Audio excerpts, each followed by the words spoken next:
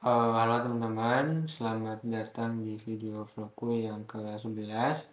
Kali ini aku akan mencoba untuk mengkritisi ya bimbel psikotes yang dalam beberapa tahun terakhir sudah menjamur sekali di masyarakat. Ya, akan aku bahas di sini bukan berfokus pada legal atau tidak legal ya, legal atau ilegalnya suatu bimbel, tapi lebih ke etis atau tidak etis beberapa hal dari bimbel psikotes ini.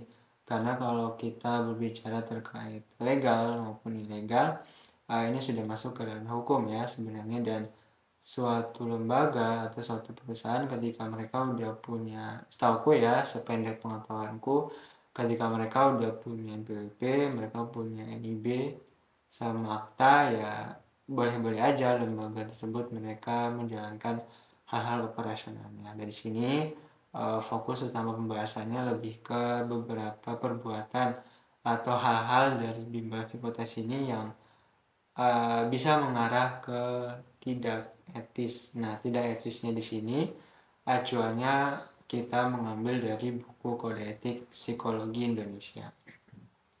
Mengapa menggunakan buku Kode Etik Psikologi Indonesia? Karena memang dalam buku ini itu diatur ya norma-norma maupun etika dalam penerapan layanan, dalam pemberian layanan oleh ilmuwan psikologi maupun psikolog. Oke, jadi titik kritis pertama dari bimbel psikotes ini aku izin ya sambil membaca. Jadi yang pertama yang akan aku kritisi adalah dari layanan yang mereka berikan. Nah, di sini apakah psikotes ini mereka mengajarkan cara ya, atau mungkin shortcut dalam pengerjaan atau mengajari pengerjaan suatu alat tes yang nantinya sesuai dengan permintaan dari pihak pemberi kerja atau tidak. Dan kalau misalnya iya, dan memang iya ya, uh, hal ini sudah bisa dianggap bahwa ada kode etik yang dilanggar. Uh, Mengapa bisa ada pelanggaran kode etik? Karena memang ada salah satu pihak yang dirugikan. Siapa pihak yang dirugikan? Pihak yang dirugikan di sini adalah pihak yang memberikan pekerjaan, perusahaan ya, pastinya perusahaan, BUMN maupun instansi pemerintah. Mereka akan dirugikan dari adanya praktek seperti ini. Uh, Tujuan dari adanya psikotes ini kan adalah kita ingin tahu gambaran real ya, gambaran real dari calon pegawai kita gitu. Kita ingin tahu apakah dia bisa nanti perform di masa depan, bisa perform dengan baik. Kita ingin tahu kepribadiannya dia sesuai apa enggak dengan nilai atau mungkin budaya perusahaan, dan kita juga ingin tahu apakah ada gangguan-gangguan psikologis tertentu yang ada pada kandidat ini. Dan kalau misalnya sudah dipoles, sudah diajari sebelumnya oleh bimbel cara mengerjakannya agar bisa lolos, ya tentunya kan gambaran diri dari seorang calon pegawai ini tidak tergambarkan dengan baik, dan ini bisa berdampak jangka panjang kepada perusahaan. Kemudian yang kedua, titik kritis yang kedua adalah dalam bimbel psikotes ini siapa yang mengajari, siapa yang memberikan pengajaran terkait alat tes ini kayak gitu. Karena memang yang pertama ya, tidak semua orang tuh dia keilmuan psikologi, tidak semua orang tuh boleh mengadministrasikan dan juga menginterpretasi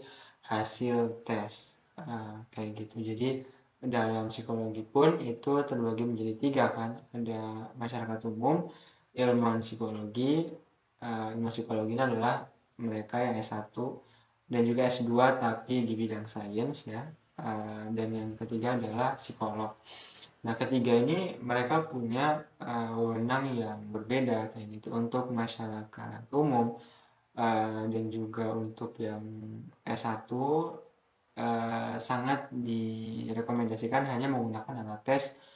Menggunakan di sini adalah mengadministrasikan dan menginterpretasi ya hanya pada kategori alat tes kategori A dan B. Sedangkan untuk yang C dan D, karena dia bersifat klinis, maka yang boleh untuk menginterpretasi hasilnya ya adalah mereka yang psikolog atau psikolog yang udah mengikuti pelatihan. Nah, untuk masyarakat umum pun yang mereka ingin ya mengadministrasikan dan juga menginterpretasi alat tes, mereka harus mengikuti pelatihan terlebih dahulu, pelatihan yang ber-SKP HIMSI, Satuan Kredit Profesi yang dikeluarkan oleh HIMSI. Seperti itu, tidak sembarangan orang boleh mengadministrasikan dan juga menginterpretasi alat tes. Dan yang ketiga, titik kritis yang ketiga adalah dari mana bimbel psikotes ini mereka mendapatkan alat tes tersebut. Kalau misalnya didapat dari toko online atau mendapat dari hasil kopi dari bimbel lain, sudah bisa dipastikan bahwa bimbel ini melanggar kode etik. Mengapa melanggar kode etik? Karena memang ini sedikit informasi buat teman-teman. Jadi suatu alat tes itu yang bukan suatu ya, kebanyakan alat tes yang beredar di Indonesia itu merupakan hasil dari adaptasi maupun modifikasi dari luar negeri. Tidak semua lembaga atau organisasi mereka punya lisensi atau hak akses untuk mengadaptasi maupun memodifikasi suatu alat tes dan juga mengkomersialisasi alat tes tersebut. Hanya beberapa organisasi saja, hanya beberapa lembaga saja yang dipercayai. Kayak misalnya setahuku ya ada Universitas Indonesia. Nah, mereka tuh boleh untuk mengadaptasi, memodifikasi tes dan juga mengkomersialisasikan, boleh menjual. Di UI itu ada tes proyektif maupun tes non proyektif ya. Teman-teman bisa cek di Google, itu udah ada informasinya. Dan satu lagi, selain yang menyebarkan ini terbatas, yang menjual ini terbatas, yang membelinya pun itu juga dibatasi. Hanya psikolog yang memiliki SIPP, surat izin praktek psikolog saja yang boleh membeli alat tes tersebut ya. Jadi alat tes hanya dijual kepada psikolog yang memiliki SIPP. Nah, dari sini sudah sangat kelihatan ya, sudah sangat jelas kalau ya bukan rahasia umum lagi, bukan ya sudah menjadi rahasia umum kalau memang di bimbel-bimbel atau mungkin LKP ya, lembaga kursus dan pelatihan ini mereka mengcopy atau mungkin membeli secara online. Nggak semuanya ya, mungkin beberapa saja. Itu ya sedikit penyampaian pendapatku terkait bimbel psikotes. Mengapa aku membahas tema ini? Karena memang di masyarakat sendiri bimbel psikotes itu udah dianggap normal gitu. Bimbel psikotes sudah dianggap seperti bimbel-bimbel yang mengajarkan materi lain gitu. Padahal tujuan dari psikotes ini kan adalah kita ingin mengetahui gitu kan gambaran asli dari suatu individu. Kalau misalnya diajari trik mengerjakannya, kalau misalnya diajari shortcut ya menyelesaikan suatu tes psikologi, ya tujuan dari adanya tes psikologi itu nggak tercapai kayak gitu, dan akan berdampak pada baik itu dari si peserta tes ini maupun pada pihak pemberi pekerjaan. Dan inilah yang seharusnya kita kritisi sebagai ilmuwan psikologi ya. Ketika ada sesuatu yang memang bertentangan ya harus disampaikan kayak gitu, apa yang sebenarnya itu harusnya seperti apa. Itu saja pembahasan ya pada video kali ini. Kalau mungkin teman-teman punya pendapat lain, ada hal lain yang perlu dikritisi, bisa disampaikan aja, bisa tulis di kolom komentar.